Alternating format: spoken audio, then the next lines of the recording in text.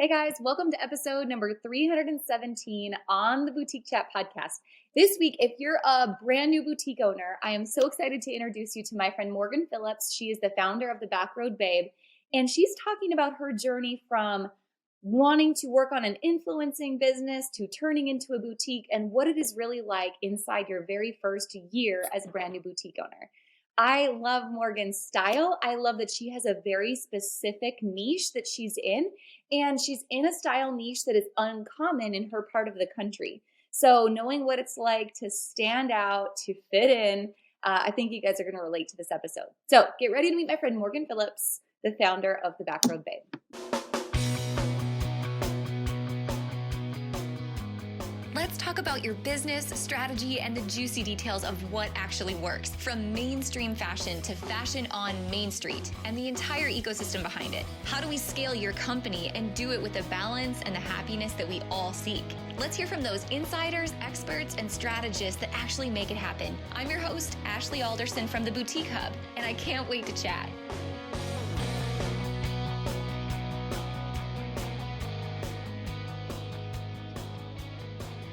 Hey guys, welcome back to the podcast this week. I am so pumped. Morgan Phillips is here with me, the Backroad Babe. And if you guys are newer boutique owners, or this is something like you're excited about building your business from the start, or you're excited about maybe digitally marketing yourself for the first time using TikTok and just, can I just call it young people social media, Morgan? Yeah. Okay? If that's you, you're going to have a lot to take away today. And if you are listening to the podcast, you can also catch the video of us live on YouTube as well. So, Morgan, welcome to the show today. Thank you so much for having me. I'm so excited to be here. I'm so excited to have you because I actually just placed an order on your website today. I saw it come through. I was snooping around all the things. And obviously, like, our styles, like, very much vibe. So I'm always excited to see people in that realm have success and continue to grow. And you're a part of boot camp. You've been a VIP in boot camp, so I know we're on the same page with a lot of the strategy, but I'm excited to like back it up and take this all the way to the beginning and talk about how you got to where you are right now, because sometimes I think it's easy for people to see someone starting a boutique online and they make it look so easy, but there's a lot of steps that can get missed, and you're someone who's done this while working a 9-to-5 job on top of it, so we've got a lot to unpack today. Yeah, it's definitely been a crazy ride for sure. Take me back to the beginning. Talk to me about how you got started with the boutique. So I actually, so this is kind of like way flashback. When I was growing up, I grew up on a horse ranch, just in central Pennsylvania, which in itself is like not very normal. Yeah. And so my dad was the quote unquote cowboy. He was very into that aesthetic. Would always go to rodeos, stuff like that. My mom was not that, but I think when she met him, she kind of fell into it too. So she had a lot of like the 90s Western fashion that is like coming back today. And we always say, shoot, like we wish she would have kept everything because I could wear it now, but life works out in funny ways. So I grew up, was really big into sports and got completely out of like the Western world. We had horses growing up. I was just never very interested in it. And I always wanted to be more of like the tomboy and not fashion focused. And went to school and then went to college in Philly. And when I came home, something just clicked and I fell right back in love with it. I started following all the Western influencers. I just completely swapped out my wardrobe, like totally flipped 180, and I started posting about it, and I worked full time in marketing. So I really had the freedom to dress however I wanted, which was really nice. But then once I started posting about it, it kind of started getting people's attention, one from here, and then TikTok launched and I started posting more on there very early on. And all of a sudden it just like a couple of videos I had taken just kind of blew up, and I was like, okay, weird, we're on to something maybe. And I really feel like it was God's like path just leading me through. But yeah, I kind of fell on it. And then we were in Cowtown, New Jersey at the rodeo. I just shared a picture the other day. I think it was August 12th. And I was like, you know what? I want to start a Western fashion business. And 2 weeks later, August 24th, I launched my Western fashion business. And so, quick was definitely I don't know why I rushed it. There was no reason to rush it. But so we launched it and it just kind of blew up because I already kind of had that following, and in that niche, and then just worked on continuing that growth throughout the business. And we're coming up on 8 months and it's been amazing. I love that. I love the fact that we get to talk and your business is still so new. Yeah. But growing like it is. And because I think sometimes on the podcast, like you hear from people who've been in this business for a long time, but starting a business today is much different than it was a couple of years ago. So I'm so excited to hear your perspective on this. When I hear you say like how you launched it and it went so quick, there's really like kind of two different camps here. There's some people that are professional procrastinators and have to have everything perfect before they launch. But you just kind of went all in because you were on social media, you already had a following, you were working on building a brand. Looking back, would you have done it the same way or would you have done it differently? I am who I am, and I've always done things I'm very bullheaded that once I get an idea, we just kind of run with it. And people definitely told me no, it wasn't the right time. And I was in the process of buying my first house. So COVID, buying your first house, like there was a lot of things against me, and I just felt like I had that God tug to continue with whatever plan I was on. And so I kept going and it's been amazing, and I wouldn't change it because I think it was exactly the way that it panned out to be. And I'm just going back and retracing my steps and learning some things as I go. Building the plane as you fly. You can always come back to those things, right? So you found the Boutique Hub somehow like in this journey, but sometimes it's a little overwhelming to know even what do I Google or where do I find these resources of how do I do this from the start? If there's someone listening that's in the shoes you were in 8-9 months ago, how would you share what resources that they should be looking for? So the first thing I would say is don't be scared to Google everything and YouTube everything. I think a lot of people will look at like the people that are already so far ahead in their business journey and get overwhelmed because they're like, well, okay, I want to start this, but how do I get to that? And there's a lot of steps in between. So I was really thankful to find the Boutique Hub very, very early. I think literally maybe like the second week I was like launched, I signed up. So in one, I would recommend signing up for the Boutique Hub because they literally teach you everything. But if you're like Googling, just start with basics. And another thing that I learned through the Boutique Hub, is to sign up for your like local chamber. And a lot of them have business resources or can connect you with people that have already done what you do. So I think the best way to get started is to find a mentor. But Google and YouTube are not a bad place to start. So many people are sharing their stories now already. Yeah, that's really good advice. And I love the chamber advice. I think sometimes people are like, oh, it's another expense. But again, everything on our books is either an expense or an investment. And it's really what you put into it. And some of your guys' communities have wonderful chambers. And I don't know that many people know this, actually, Morgan, about my background. When I ran an economic development corporation, that was our chamber as well. And so I ran the SBDC center that was in that. So like all the financial projections and the things you can get through those resources, that was really my bag. Oh, that's so awesome. Yeah, so I know that so many people have access to that, and that's really understated how powerful that can be in your local community. Or a SCORE. I don't know if you guys have a SCORE program. Yes, that's a free resource through our chamber. Awesome. And so that's one of the things, like, I was like, oh my gosh, that's amazing.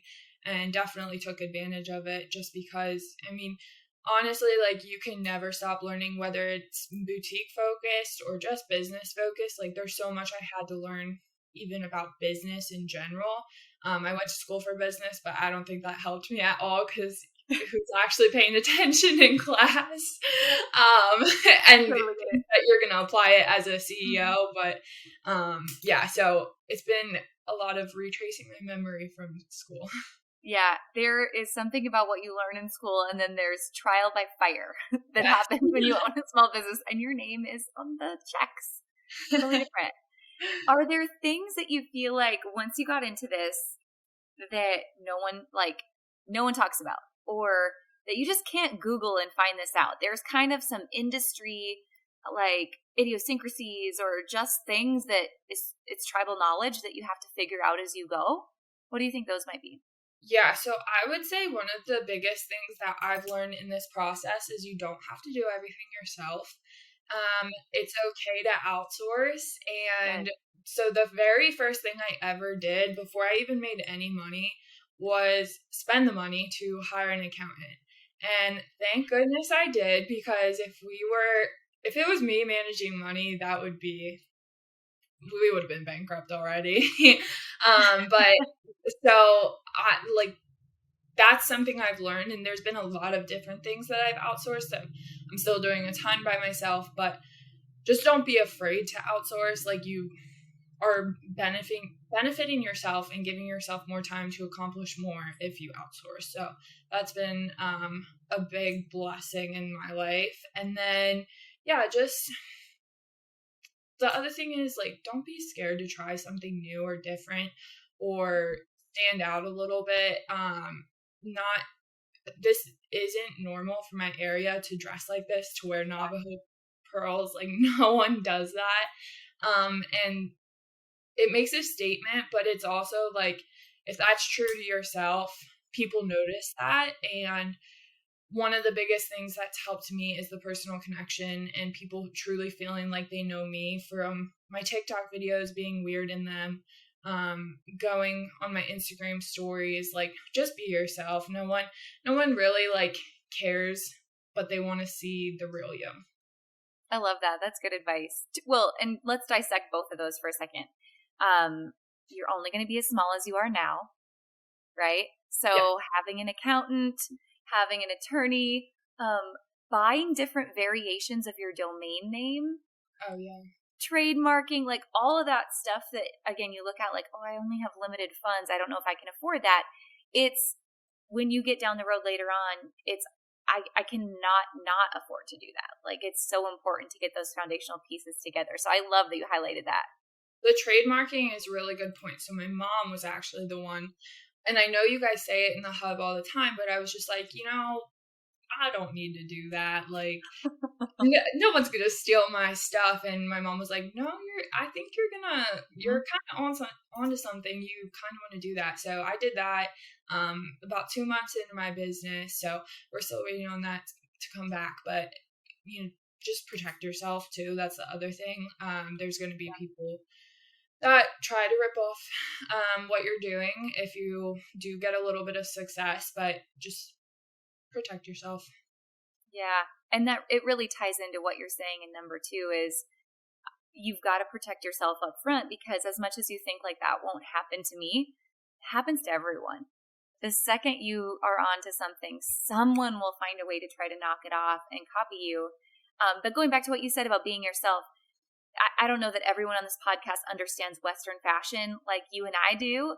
But you said Pennsylvania, right? Yeah. Yeah. And I live in Wisconsin now. I grew up in North Dakota, so Western fashion was like, everyone did that, But here, people think my husband used to ride bucking Broncos, and it's just very foreign to them. So I love the fact that, the way you dress and the brand that you're building, at the end of the day, all it comes down to is confidence.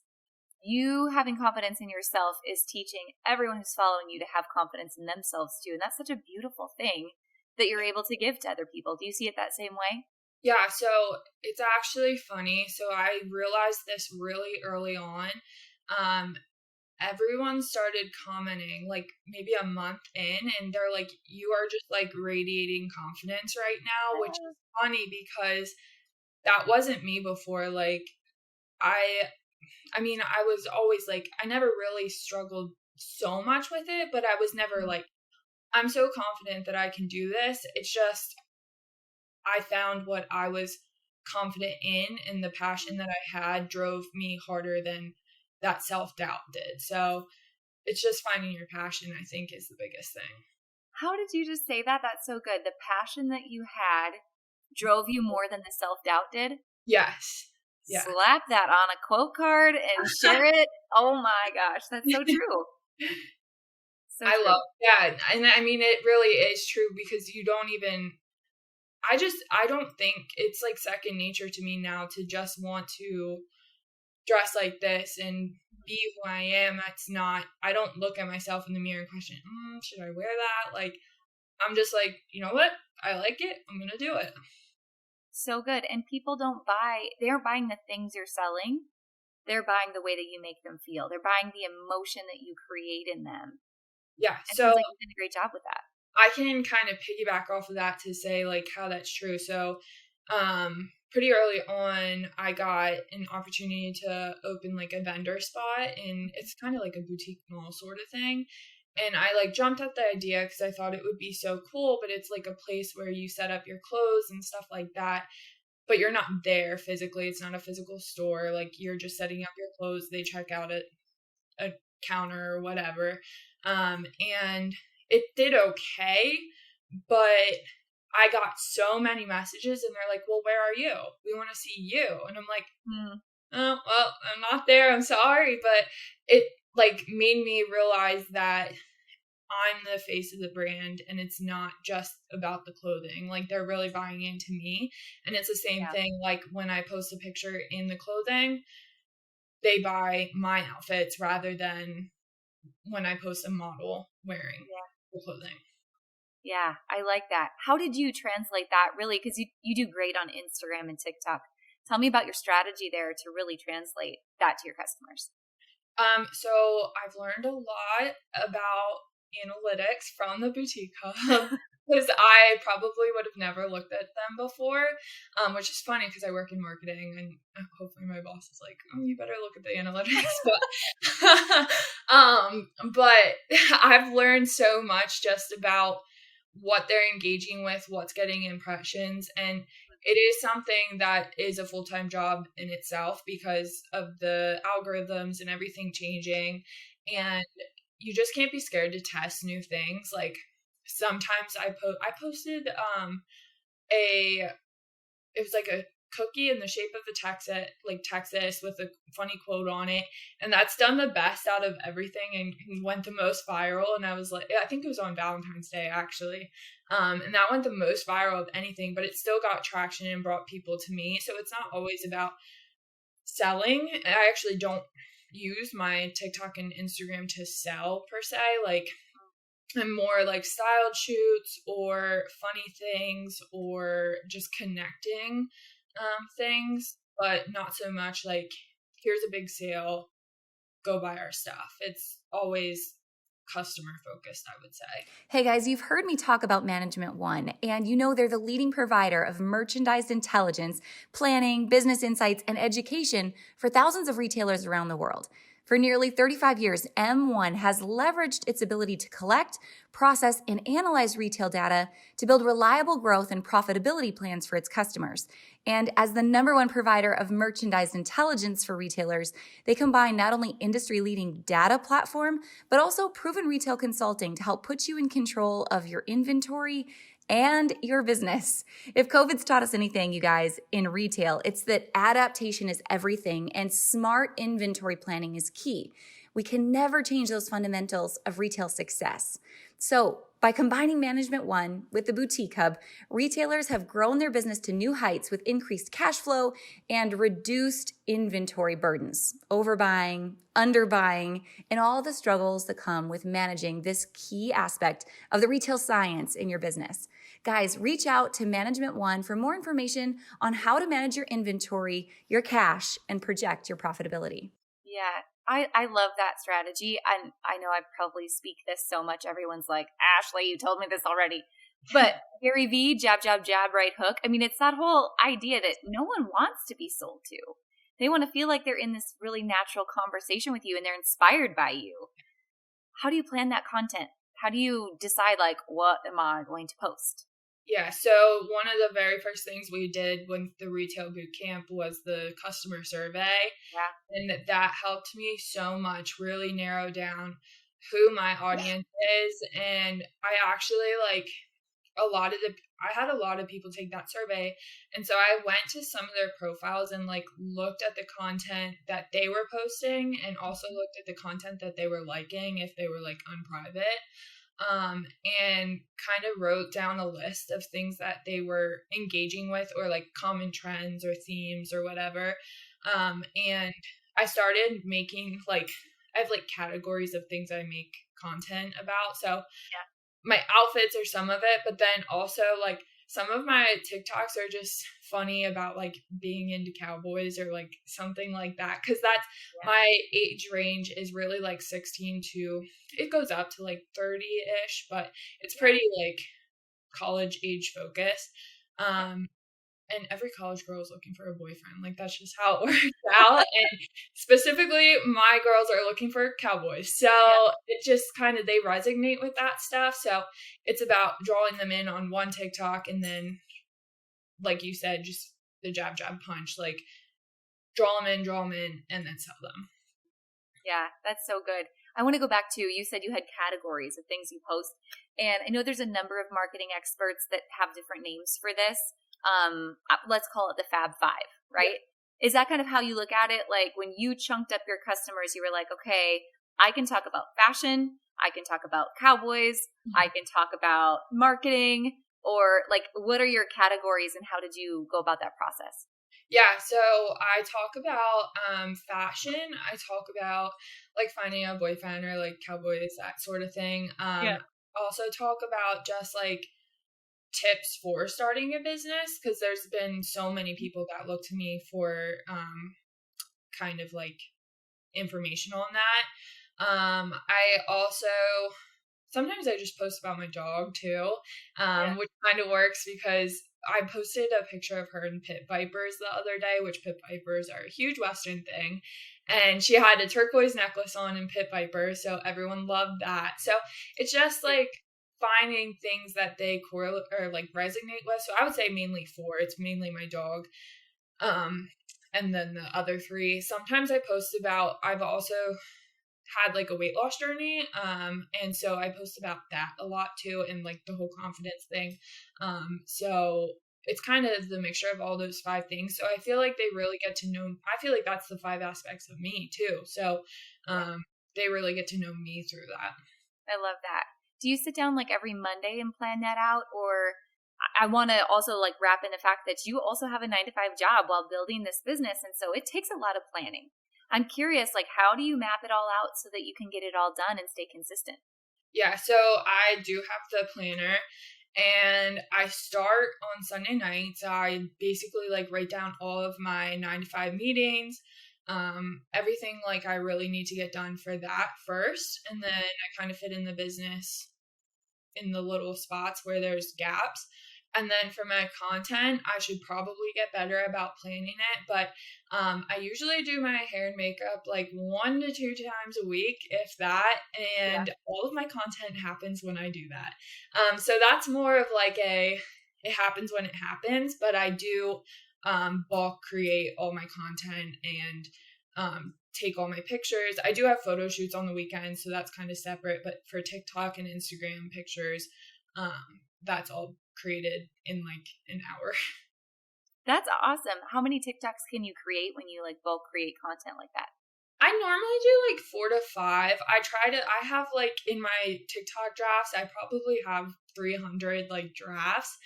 So it's easy to, there's a lot of those like transition videos. And so it's easy to create the like first part of them when you don't have any makeup on. So I do a bunch of those, and then whenever I do my makeup and hair, I kind of finish them. So I post about 1 time per day, I would say. Okay. How do you, on TikTok, I know TikTok is like, everyone has a love-hate relationship with it, right? It's a lot of fun to scroll, but it doesn't always equate in sales. And I know you look at it like you're getting people into your funnel. Tell me more about like your overall strategy of reaching people and then just getting them into your funnel and selling them later. So I've taken, I feel like, a different approach than most people. I pull people in through, so it's a video that I post and I say like, if you want to be part of my VIP group, basically just message me, and I give them 20% off to shop. They get added into my Facebook group where I do most of my marketing and messaging in there. So I actually rarely ever I don't email at all. I just don't have time at the moment. Yeah. So that's like one part that I'm missing out on that I need to pick that up. It's funny because I do email marketing for my 9 to 5. That's my job. But so I don't do that, but all of my communication happens through my app and then through the Facebook group. Okay. So is your Facebook group like your number one sales channel, would you say? So yeah, probably because they're also like my voices basically. So, they really do act as like brand ambassadors for me, and get my message out. And anytime I have a sale or anything, it's like all over Instagram without me even posting a thing. So it's been really nice that I can kind of utilize them for marketing for me. How do you do that? Tell me more. That sounds really interesting. I feel like our Facebook group is just a safe space. People post in there outfit idea, like there's literally no direction in it. We post anything and everything, and it's literally just their safe space where they can post. So we have 1,600 members in it. There's posts 10, 15 posts a day, but I feel like the engagement has never gone down because it's gotten swamped. It just keeps getting better, and more people keep getting added to it. So they've just really bought into everything that I do and say, and they really trust me, which I'm so thankful for. And I've really created like so many relationships through it. People come, I invite them to do photo shoots with me. I've met so many. I actually, like, none of my friends now are really friends from before. They're all friends from this business. So it's been amazing, like just the personal growth and friendship growth that I've gained through this business. It's so much more than just clothing. It's truly like friendships. Oh my gosh. I just want to bottle up everything you're saying and like share it with people, because to put a bow on it, what you're building is a community. And that's how businesses grow. I mean, it's no different than the Boutique Hub. We built a community. People don't buy, again, I said this already, but people don't buy the things you're selling. They buy the emotion. They buy the reason you're selling it. That's such a cool thing that you've accomplished in such a short period of time. Yeah, it's so amazing. I mean, you can literally, if you're having a bad day, you can just put a post in there. And these girls, like, I screenshotted like a video the one time. Some girl just posted a really heartfelt, like, meaningful message that she was just kind of down in the dumps. There was hundreds of comments. Aww. Just like lifting up her spirits. I mean, so sweet. I just like, I don't know, this is exactly what I envisioned for my future life, and I didn't know how to get there, and it's just kind of all falling into place. So it's been amazing. I have goosebumps hearing that, because I that's what it's all about at the end of the day, you know, is those messages, and to see your spirit alive through other people, I think is a real gift. Yeah, exactly. I think that's what's most important, is that I feel like I'm giving something to someone else. And they message me all the time. I think the number one compliment I get is that they feel confident in the clothes. So I think that's kind of what my business is built around, is feeling confident in the clothes that aren't normal in your area. Now that I'm like talking it out, I'm like, that makes sense. But that's really the number one like compliment I get back from people, is I made them feel confident no matter what size they are. Yeah. Whatever their style is, because I think there is a lot of different styles being worn in my clothing. Like, there's some like rocker chicks, there's some preppy girls, there's some Western like rodeo girls, there's some just everyday leggings and sweatshirt girls. But it's been amazing to see. I love that. Come from the Midwest, I mean, preach. I had a friend one time, she came back from college, and I was already back working in economic development, and she had these like red leather pants. And her employer was like, you can't wear the red leather pants. Like, this is North Dakota. And it was so disheartening that she felt like she had to change her entire wardrobe just to move home for a career after college. And I love that that barrier is being broken now. And I love that that's your motto. I think that's so powerful. Yeah. In everything that you just said, I'm just, again, going back to the brand new boutique owner who's listening to our conversation today. Is there anything you feel like you want to share with that brand new boutique owner that you've learned through your journey and you just want to say, hey girl, like go home and do this? Yeah. So I guess I kind of have two things. So one, accept all the free help that you're given. So I'm very thankful to have parents that have helped me, and you're going to get overwhelmed. Like, it's going to happen, but just keep pushing through it all. Um, you're hitting a growth point when you feel overwhelmed. So if you just keep pushing, you're going to get to that next level. And then the other part of it that has been so important to me is going back to that like community aspect. Don't give up like the messaging. I spend hours on hours messaging people back, and that's definitely something I could give up. But I feel like early on in my business, now I'm looking at kind of outsourcing that, but early on, I think that was the most important thing that I could have done, is just spend those late nights up talking to people, connecting, telling them how clothes fit me, like just being there and being an ear for them. That was what took it to the next level. And then once you have those group of loyal supporters, then you can start to outsource that sort of stuff, because I mean, you'll still get to talk to them, but it's just in different ways, like whether it's through Facebook Lives or something like that. Mm-hmm. I love that. 100 true fans? 100 true fans versus 1,000 followers any day of the week are more profitable.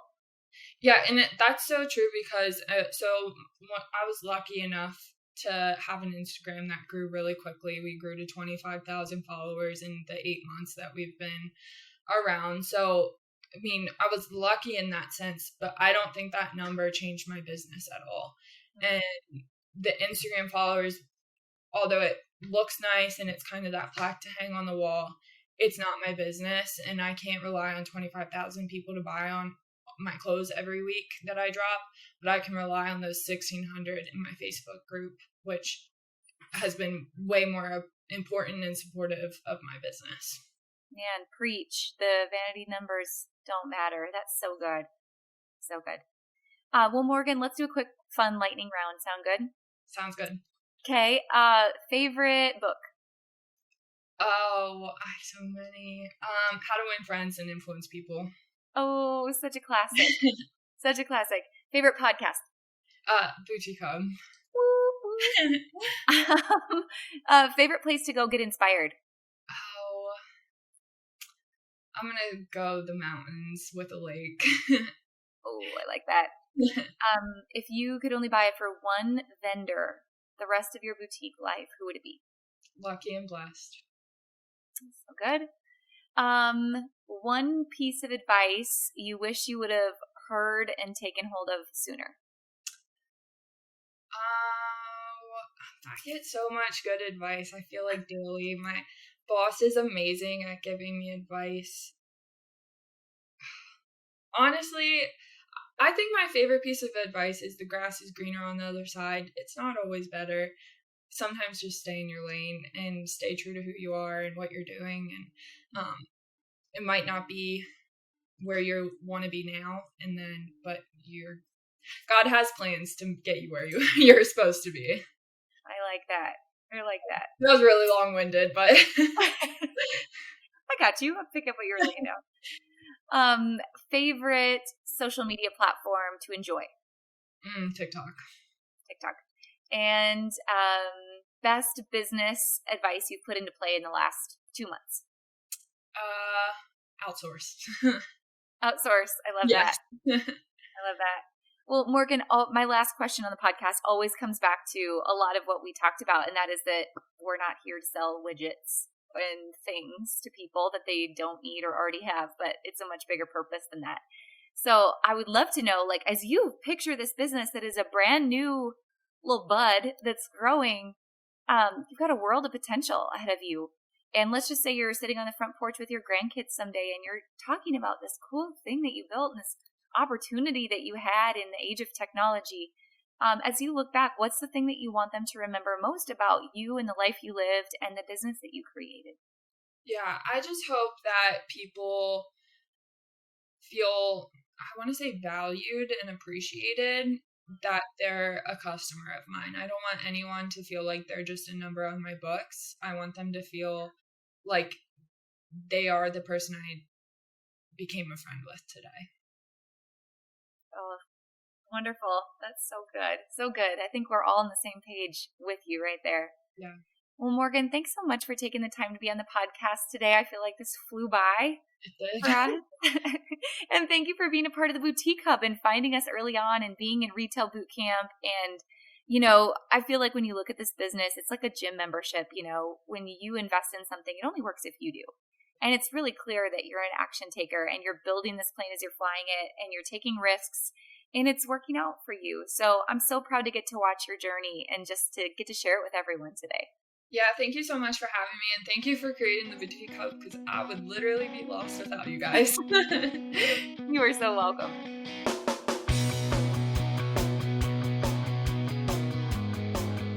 Hey guys, thank you so much for listening to this episode. We hope that you loved it. Don't forget to hit subscribe and leave a rating and review down below for a chance to be one of our featured listeners each and every week. For more information on our spirit of community over competition and how to access complete show notes and bonus downloads from our guests, head on over to theboutiquehub.com and join the community. We'll see you next week.